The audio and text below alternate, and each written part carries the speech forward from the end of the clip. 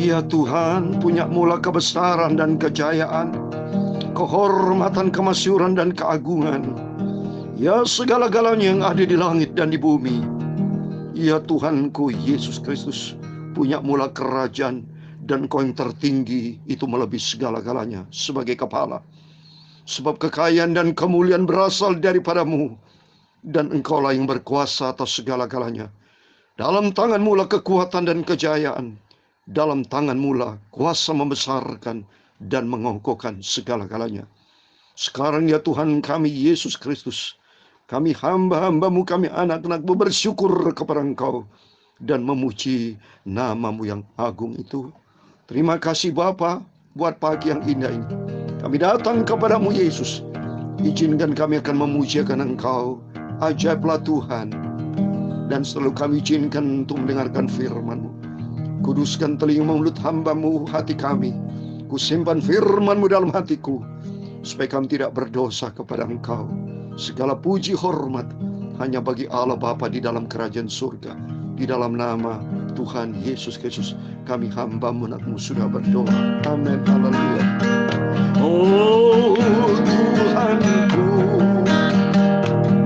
bila ku terpesona, amin, haleluya, merenungkan ciptaanmu semua, amin, haleluya, ku saksikan bintang burung angkasa, amin, haleluya, tanda kebesaran-Mu di dunia, amin, haleluya, kami memuji kebesaran-Mu, amin, haleluya. Ajaib Tuhan, ajaib Tuhan, oh dahsyat Tuhan Yesus, amin, kami memuji kebesaran-Mu, haleluya. Ajaib Tuhan, haleluya, ajaib Tuhan, amin, haleluya. Dan bila ku ingat akan kasih-Nya, Kau yang sempurna, hingga rela mati untuk tebus semua dosaku, amin, haleluya. Aku mau setia dan taat, pegang janji firman Tuhan Yesus, amin, haleluya. Kami memuji kebesaran-Mu, ajaib Tuhan, ajaib Tuhan, ajaib Tuhan, amin, haleluya. Then sings my soul, my Savior God, to Thee, hallelujah. How great Thou art, hallelujah. How great Thou art, amen, hallelujah. Lord my God, when I know some wonder, hallelujah, consider all the work Thy hands have made, amen, hallelujah. I see the stars, I hear the rolling thunder, hallelujah. Thy power wrought the universe displayed, hallelujah. Then sings my soul, hallelujah, my Savior God, to Thee, hallelujah. How great Thou art, how great Thou art, how great Thou art, soul, my Savior God, to thee. How great God, hallelujah, how great God, hallelujah, kami memuji kebesaran-Mu, hallelujah. Ajaib Tuhan, ajaib Tuhan, ajaib Tuhan. Amin, haleluya. Kami memuji kebesaran-Mu, haleluya. Ajaib Tuhan, haleluya. Ajaib Tuhan, amin. Then sings my soul, my Savior God, to thee. Dalam Sajar yang 46 dikatakan, bukan dengan keperkasaan, bukan dengan kekuatan, melainkan Rohku, firman Tuhan semesta alam. My Savior God, to thee. Amin, haleluya. How great God, hallelujah, how great God, hallelujah, how great God, how great God, amin. Terpujilah nama Bapa kita Tuhan Yesus Kristus yang menciptakan segala-galanya, yang berfirman jadilah terang, terang itu jadi, dan berfirman ada, maka semuanya ada. Dia yang membelah laut Abraham pada waktu bangsa Israel keluar dari Mesir. Dia melakukan segala keajaiban, yang menciptakan bulan, bintang, matahari, yang menciptakan segala-galanya, yang menciptakan nasib mujur dan nasib malang. Semuanya Dia yang ciptakan, segala sesuatu berasal dari Dia. Sesuai firman Tuhan saya mau bacakan Bapak Ibu. Dalam Roma pasal 11 ayat 36, Tuhan juga berfirman demikian. Roma pasal 11, haleluya. Maka kita bersyukur kepada Tuhan Yesus loh. Kalau kita menjadi anak-anak Tuhan Yesus yang disayang sama Tuhan, ini anugerah Tuhan. Dia berfirman dalam Roma 11 ayat 36, sebab segala sesuatu adalah dari Dia dan oleh Dia dan kepada Dia, bagi Dialah kemudian sampai selama-lamanya. Amin, puji Tuhan. Semuanya Tuhan ciptakan. Saya bisa bernyanyi, suara saya, termasuk Bapak Ibu bisa berbicara, bisa apapun yang kita kerjakan, itu karena restu Tuhan, karena atas izin Tuhan. Tanpa seizin Tuhan, tidak ada satu pun yang terjadi Bapak Ibu. Takutlah kepada Tuhan. Takut sama Tuhan. Sungguh takut. Sebab Tuhan yang menciptakan surga dan neraka, yang punya kewenangan kita dimasukkan di dalam lautan api. Tapi kita bersyukur kepada Tuhan. Seharusnya kita menerima upah dosa maut. Tapi karena kasih karunia Tuhan, kebaikan Tuhan yang luar biasa. Seperti tadi lagu, Dia rela mati, tebus untuk semua dosa kita di atas kayu salib. Tapi puji Tuhan, dahsyatnya Tuhan, pada hari ketiga Yesus bangkit. Dan Yesus naik ke surga. Dia akan datang kembali. Dia akan menjemput setiap kita yang percaya, setia, taat, cinta Tuhan Yesus. Luar biasa. Oleh itu mari saudara, kita mau semangat saya. Mau melayani Tuhan. Kapanpun Tuhan kau izinkan saya melayani Tuhan, saya siap. Benar, sungguh komitmen saya kepada Tuhan. Karena Tuhan izinkan saya hidup berasal dari Dia. Semua berasal dari Dia. Kalau atas izin Tuhan semuanya tidak mungkin menjadi mungkin. Kalau atas izin Tuhan yang buruk bisa menjadi baik. Sungguh dahsyat Tuhan itu. Dahsyat Bapak Ibu. Dahsyat. Saya tidak bisa katakan dalam bentuk kata-kata. Dahsyatnya Tuhan. Pangkatnya dahsyat. Dahsyat. Dahsyat. Yang katakan tidak mungkin, jadilah mungkin. Yang tidak ada, menjadi ada. Dahsyatnya Tuhan. Yang menyelamatkan kita. Yang membawa kita kepada kehidupan kekal. Biarpun kita ada di neraka nih. Tapi kalau ada Yesus di tengah-tengah, neraka bisa jadi surga Bapak Ibu ya. Ya, Sadra Mesa Abednego, waktu dilempar ke dalam dapur api 7 kali lipat panas oleh Raja Nebukadnezar. Bingung tuh raja, karena dia lihat kok 3 orang ya dimasukkan ke dalam dapur api itu, ya. Kok tahu-tahu ada satu pribadi berjubah putih, siapa itu? Tuhan itu. Kalau Tuhan ada di tengah-tengah kita, perkara kedahsyatan akan terjadi. Amin. Mari kita kembali pada firman Tuhan. Saya membaca Hakim-Hakim pasal 7. Puji Tuhan, kita saat ini sudah memasuki Hakim-Hakim pasal 7 ayat 1 sampai 25. Puji Tuhan. Memang kita mau setia terus kita baca firman Tuhan. Fatsal demi fatsal, ayat demi ayat. Lakukan dengan setia.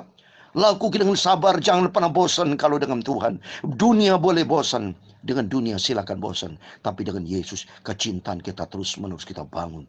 Sampai kita berjumpa dengan Yesus. Hidup kekal di surga selama-lamanya, selama-lamanya. Amin. Saya mau baca ayat 1. Adapun Jerubbaal, itulah Gideon, bangun pagi-pagi dengan segala rakyat yang bersama-sama dengan dia. Lalu mereka berkemah dekat mata air Harod. Perkemahan orang Midian itu ada di sebelah utaranya, dekat bukit More di lembah. Berfirman Tuhan kepada Gideon, terlalu banyak rakyat yang bersama-sama dengan engkau itu daripada yang kukendaki untuk menyerahkan orang Midian ke dalam tangan mereka. Jangan-jangan orang Israel memegah-megahkan diri terhadap aku sambil berkata, tanganku sendirilah yang menyelamatkan aku. Maka sekarang serukanlah kepada rakyat itu demikian, siapa yang takut dan gentar, biarlah ia pulangnya dari pegunungan Gilead. Lalu pulanglah 22.000 orang dari rakyat itu, dan tinggal 10.000 orang. Tetapi Tuhan berfirman kepada Gideon, masih terlalu banyak rakyat, sudah mereka turun minum air, maka aku akan menyaring mereka bagimu di sana. Siapa yang kufirmankan kepadamu, inilah orang akan pergi bersama-sama dengan engkau, dialah yang akan pergi bersama dengan engkau. Tetapi barang siapa yang kufirmankan kepadamu, inilah orang yang tidak akan pergi bersama dengan engkau, dialah yang tidak akan pergi. Lalu Gideon menyuruh rakyat itu turun minum air, dan berfirman Tuhan kepadanya, barang siapa menghirup air dengan lidahnya seperti anjing menjilat, haruslah kau kumpulkan tersendiri. Demikian juga semua orang berlutut untuk diminum. Jumlah orang menghidup dengan membawa tangannya ke mulutnya ada 300 orang. Tetapi yang lain dari itu semuanya berlutut minum air. Lalu berfirman Tuhan kepada Gideon, dengan 300 orang yang menghirup itu akan kuselamatkan kamu. Aku akan menyerahkan orang Midian ke dalam tanganmu. Tetapi yang lain rakyat itu semuanya boleh pergi masing-masing ke tempat kediamannya. Dari rakyat itu mereka mengambil bekal dan sangkakala. Demikian seorang Israel disuruhnya pergi masing-masing ke kemahnya. Tapi ke 300 orang itu ditahannya. Adapun perkemahan orang Midian ada di bawahnya di lembah. Pada malam itu berfirman Tuhan kepadanya, bangunlah, turunlah menyerbu perkemahan itu, sebab telah kuserahkan ke dalam tanganmu.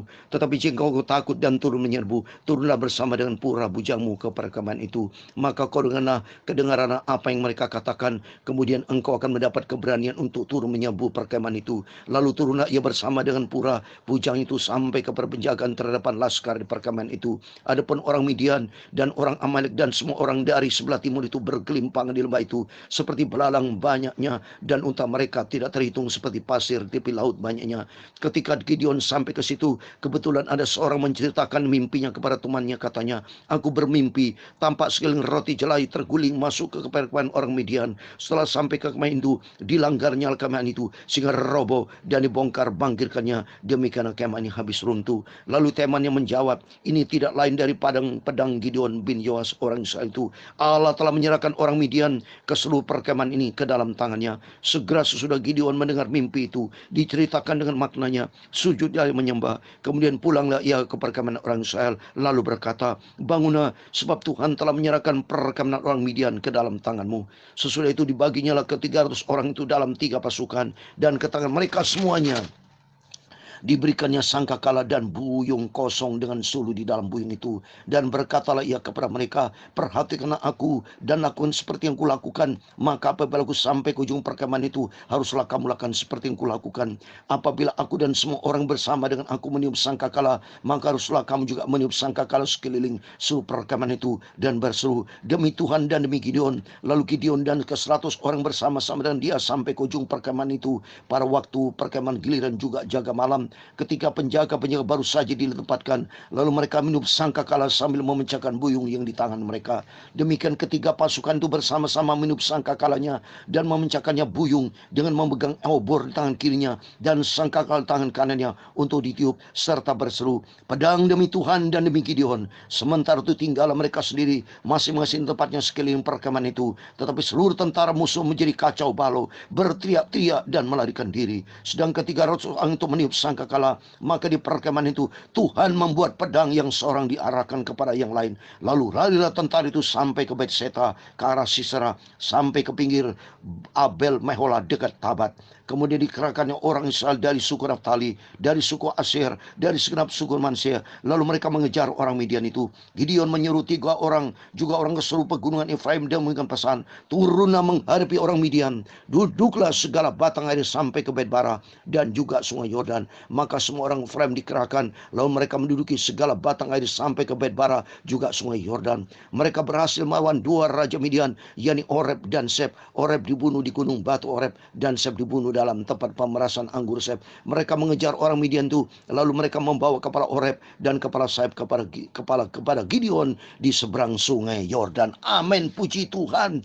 Demikian firman yang sudah kita baca dengar di dalam nama Tuhan Yesus Kristus. Kepada Bapak Ibu Saudara semua yang setia baca firman Tuhan, yang setia merenungkan firman Tuhan, yang penting setia, cinta, taat menjadi pelaku firman, seperti yang Gideon taat atas perintah Tuhan. Coba ini, Gideon dipakai Tuhan karena apa? Gideon punya sifat yang sudah saya terangkan kemarin. Dia punya sifat taat. Dia melakukan apa yang Tuhan perintahkan. Seperti ini, hidup ini penuh dengan peperangan. Melawan bangsa Amalek, bangsa Midian. Itu bangsa kafir, bangsa yang tidak takut akan Tuhan. Di dunia ini kan banyak, saudara, orang-orang yang tidak takut akan, termasuk maksudnya di sini Amalek, Midian. Itu adalah kuasa-kuasa iblis, kuasa dosa, menghadapi kedagingan. Itu Midian, Amalek, harus kita lawan bersama dengan Tuhan.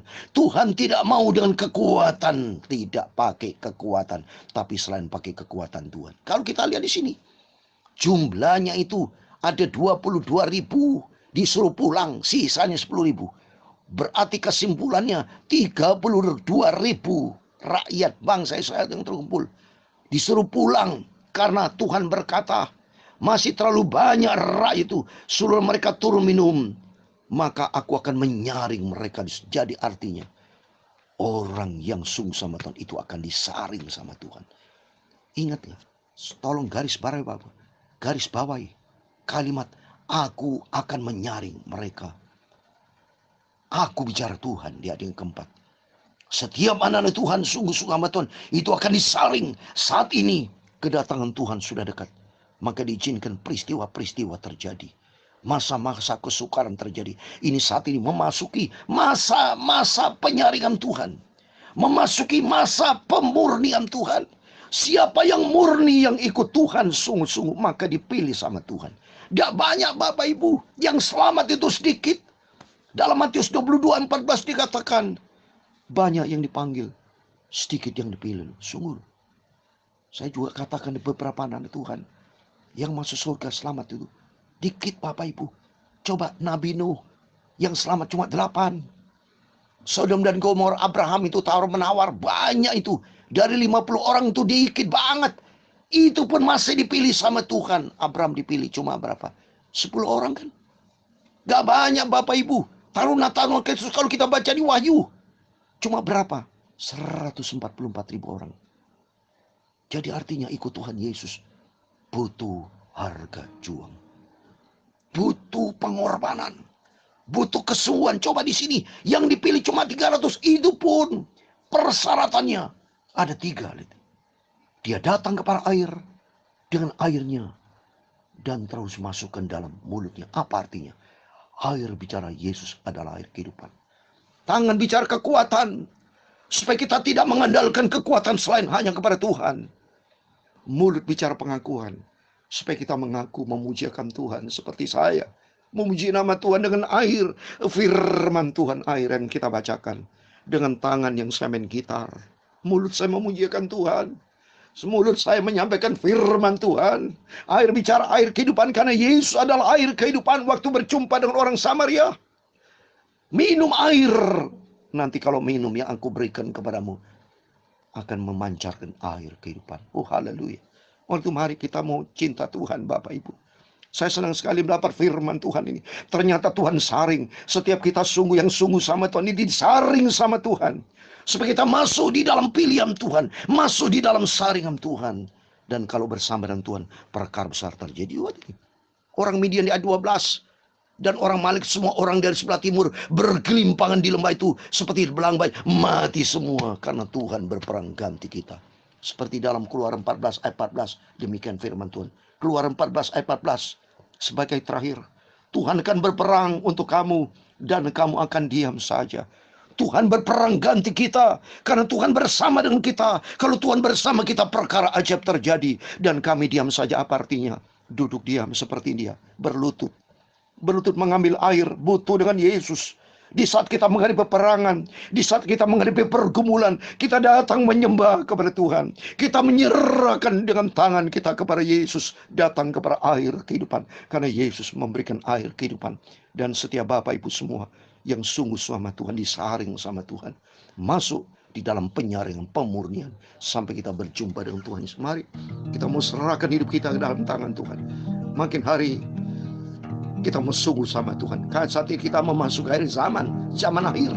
Seperti dalam surat 1 Yohanes pasal 2:18. Saat ini kita sudah memasuki zaman akhir. Kedatangan Tuhan sudah tidak lama lagi. Mari kita mau sungguh-sungguh sama Tuhan. Segala macam hamba Tuhan saat ini menyampaikan firman Tuhan online, onsite, udah luar biasa, beda sama dulu Bapak. Semakin banyak nih firman Tuhan disampaikan oleh banyak hamba Tuhan. Itu membuktikan kedatangan Tuhan sudah dekat sekali. Supaya tidak ada alasan. Dalam Matius 24 ayat 14, Injil kerajaan akan disampaikan ke seluruh bangsa-bangsa dan baru tiba kesudahannya. Supaya setiap lutut bertelut, setiap lidah mengaku Yesus Kristus adalah Tuhan. Dan Tuhan akan memberkati kita semua. Kami memujikan besaranmu. Amin, haleluya.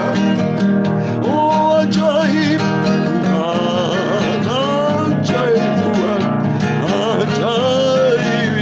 Tuhan, amin, haleluya. Kami memujikan besaranmu. Ajaib Tuhan, ajaib Tuhan, ajaib Tuhan, ajaib Tuhan, ajaib Tuhan, haleluya. Ajaib Tuhan, ajaib Tuhan, ajaib Tuhan. Amin, haleluya, puji Tuhan. Tuhan memberkati engkau dan melindungi engkau. Tuhan menyinari engkau dengan wajahnya dan memberi engkau kasih karunia. Tuhan menghadapkan wajahnya kepadamu dan memberi engkau damai sejahtera. Bapa kami yang di surga, dikuduskan namamu. Datanglah kerajaanmu, jadilah kehendakmu di bumi seperti di surga. Berikanlah kami pada hari ini makanan kami yang secukupnya. Dan ampunilah kami akan kesalahan kami, seperti kami juga mengampuni orang bersalah kepada kami. Dan jangan membawa kami ke dalam pencobaan, tetapi lepaskanlah kami dari paling jahat. Karena engkaulah yang punya kerajaan dan kuasa dan kemuliaan sampai selama-lamanya. Amin. Selamat pagi, selamat beraktivitas. Jangan lupa berjaga dan berdoa. Besok hari Minggu, harinya Tuhan, kita datang kepada Tuhan Yesus, sumber kekuatan kita. Tuhan bersama kita, Tuhan berperang ganti kita, dan kita diam bersekutu dengan Tuhan. Immanuel, puji Tuhan, haleluya, amin.